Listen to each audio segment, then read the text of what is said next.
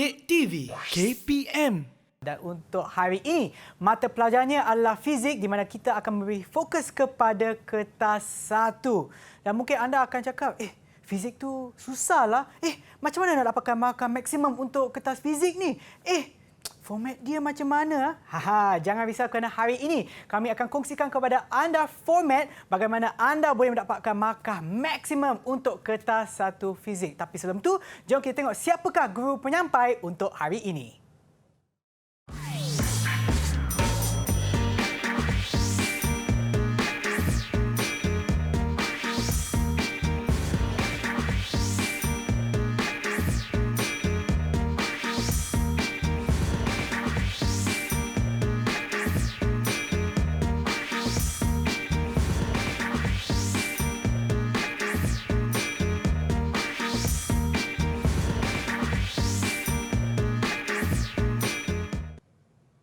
Itulah dia cikgu kita pada hari ini adalah Cikgu Nisa. Hai Cikgu. Hai Sean. Sihat Cikgu?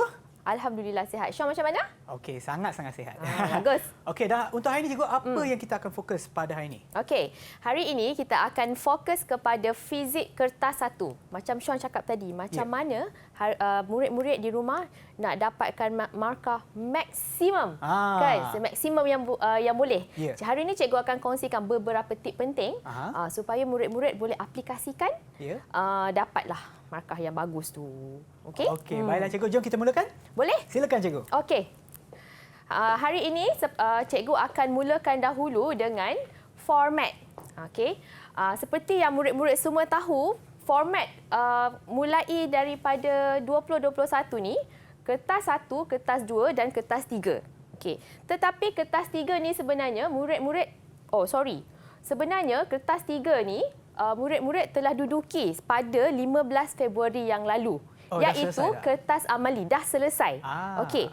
Yang murid-murid perlu fokuskan adalah kepada kertas 1 dan juga kertas 2. Baik. Hari ini cikgu akan fokuskan kepada kertas 1 tetapi cikgu akan cerita sedikit tentang markah yang diperuntukkan untuk setiap bahagian. Kertas 1 40 markah, 40 soalan objektif, perlu murid-murid jawab dalam masa 1 jam 15 minit. Purata untuk satu soalan adalah 1.9 minit. Jadi jangan buat lebih daripada itu, kurang tak apa. Okey, untuk kertas 2 pula berbentuk soalan berbentuk objektif yang perlu murid-murid jawab dalam masa 2 jam 30 minit membawa 100 markah.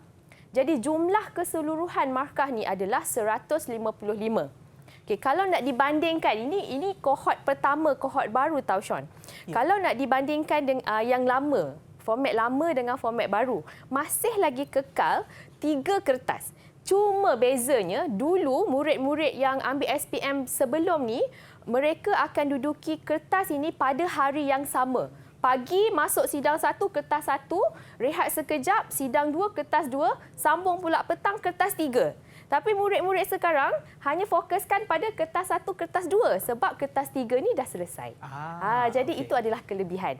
Okey, jadi tanpa membuang masa, jom kita tengok macam mana apakah bentuk soalan yang ada. Okey, sebelum tu cikgu cerita sikitlah susunan topik yang ada dalam kertas 1 ni sebenarnya disusun daripada topik tingkatan 4 sehingga topik tingkatan 5. Okey, tadi cikgu dah bagi tahu ada 40 soalan kesemuanya. 40 soalan tu sebenarnya dibahagi kepada 3 aras kesukaran. Aras rendah 20 soalan, aras sederhana 12 soalan dan aras tinggi 8 soalan. Jadi Sean nak kata susah tak susahlah Sean, sebab kalau Sean tengok aras rendah dengan sederhana ni 32 soalan ni kat sini membawa 32 markah. Yang kata susah paper fizik tu 8 ni je.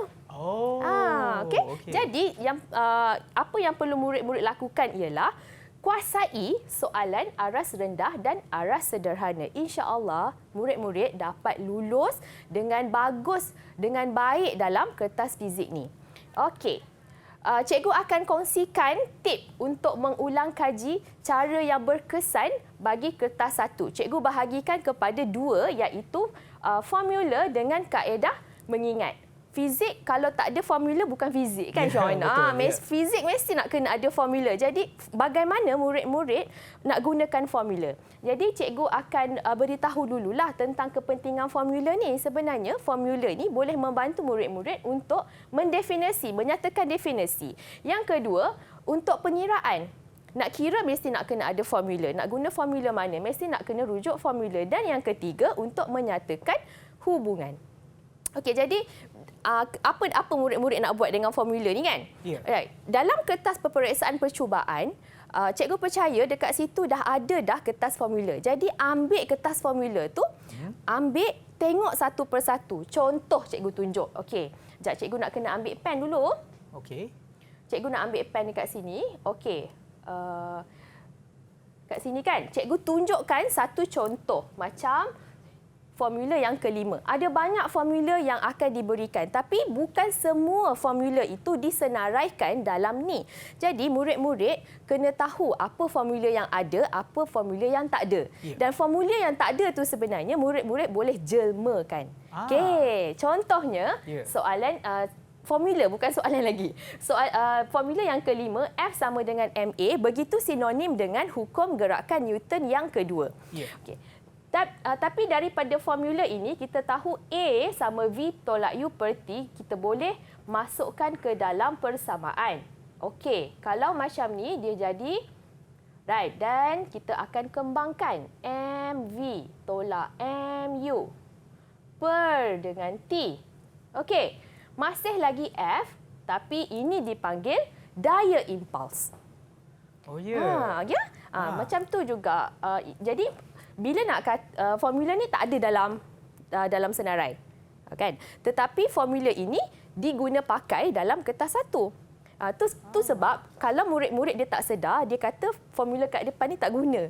Sebab dia kata apa yang formula dia nak guna tak ada. Tapi sebenarnya bukan begitu. Ada caranya untuk mengguna pakai formula yang telah disediakan dalam buku soalan. Okey. Ini contoh lain lah kan. Right. Seterusnya, cikgu akan berkongsi tip bagaimana cara mengingat. Sebab tadi aras kesukaran yang rendah ada 20 soalan. Okay. Jadi penting untuk murid-murid mengingat apakah konsep teori yang ada. Jadi di sini cikgu kongsikan 4 sahajalah cara yang biasa kita gunakan untuk mengingat sesuatu. Kaedah cangking, mnemonik, memberi makna, ulang dan juga tulis. Okey. Yang pertama, contohnya cangking. Macam ni sebenarnya. Cangking ni, satu perkataan yang panjang, kita kelas-kelaskan perkataan tu. Contohnya, paling mudah macam kita nak ingat kita punya nombor IC. Kan panjang nombor IC kita. Tapi kita kelaskan kepada 4 nombor. Contohnya. Okay, begitu juga dengan cangking ni, kita boleh aplikasikan dalam mengingat definisi sesuatu konsep. Okey, contohnya cikgu bagi dekat sini ialah muatan haba tentu. Kalau tengok baca muatan haba tentu ialah kuantiti haba yang diperlukan untuk menaikkan suhu sebanyak bla bla bla bla sampai dekat sini. Macam mana nak ingat kan? Jadi apa kata murid-murid cangking, bahagikan dia. Okey, macam ni, 4 perkataan. Untuk menaikkan suhu sebanyak mana? Sebanyak 1 darjah Celsius. Bagi jisim 1 kg bahan itu. Okey, ini dah bahagi kepada 4 bahagian. Jadi murid-murid bahagikan kepada 4 bahagian untuk mengingat. Sambil membahagi kepada 4 bahagian, bandingkan dengan formula. Formula bagi muatan haba tentu. C sama Q per M del theta. Apa dia? Kalau murid-murid tengok, untuk menyatakan definisi, tengok Q. Q ialah haba.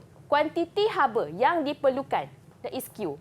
M del theta, untuk menaikkan suhu, del theta. Sebanyak mana nak naikkan suhu? Sebanyak 1 darjah Celsius. Jisim dia M. Banyak mana jisim tu? 1 kg. Itu adalah satu cara untuk murid-murid mengingat definisi bagi sesuatu konsep ataupun hukum ataupun teori. Ini adalah kaedah cangking. Wow. Okey. Kemudian, kaedah kedua dikenali sebagai mnemonik. Kalau tengok ini, cikgu bagi contoh yang selalu cikgu guna untuk mengingat turutan bagi gelombang elektromagnet. Kalau kita tengok sinar gamma, sinar X, ultra, bla bla bla sampai dekat gelombang radio. Susah nak ingat. Jadi kita buat satu ayat mudah untuk kita ingat, iaitu guna makeup X untuk nampak merah menyala raw. Jadi kita gunakan macam tu. G untuk gamma, X untuk sinar X, U untuk ultra ungu, nampak ni untuk cahaya nampak, inframerah untuk merah, gelombang mikro ni diwakili oleh menyala dan radio diwakili oleh raw tadi. So ini adalah cara kedua untuk mengingat dengan lebih mudah yang dipanggil kaedah mnemonik. Okey. Okey, kemudian makna. Maksudnya dekat sini daripada satu-satu simbol murid memberi makna sendiri. Okey, contohnya macam nak ingat transistor. Transistor ada dua, transistor NPN dan transistor PNP. Lepas tu kita tengok NPN ni anak panah keluar. PNP anak panah masuk. Tapi bila selalu kita confuse NPN, keluar ke masuk anak panah dia? PNP, keluar ke masuk anak dia selalu kan? Okey. Jadi apa kata kita beri sendiri makna kepada simbol ini. Okey, contohnya kalau cikgu selalu ingat apa yang di tengah. Okey, apa yang di tengah? Yang pertama kita ambil yang inilah P. Okey. P ni keluar. Cikgu nak pinjam logat utara sikit. P mana selalu? P keluar. Itu maksudnya kita memberi makna kepada simbol itu, memberi makna kita sendiri. P keluar. Okey. Kalau N, nah masuk. Jadi kita sendiri memberi makna kepada sesuatu simbol itu sendiri. Kita sendirilah yang faham. Tapi mesti kita kena tahulah makna sebenarnya apa benda di sebalik PNP dan NPN tu kan. Okey, mestilah kita tahu di mana tapak pengumpul B dan E. Ini hanya untuk kaedah mengingat. Macam mana kita nak ingat anak panah mana yang masuk, anak panah mana yang keluar, iaitu dengan memberi makna kepada sesuatu simbol itu. Okey. Kemudian kaedah terakhir yang mesti murid-murid buat, tadi cikgu dah kongsikan. Yang pertama tadi chunking, yang kedua mnemonik dan memberi makna. Jadi murid-murid kena praktiskan dengan mengulang dan tulis. Kalau tak praktiskan dengan mengulang dan tulis, tak boleh ingat dan tak boleh tahu bagaimana untuk mempraktikkan apa kaedah mengingat yang telah cikgu kongsikan tadi. Okey.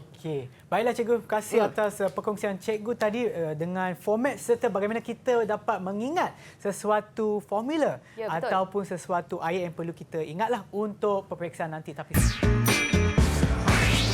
Didik TV KPM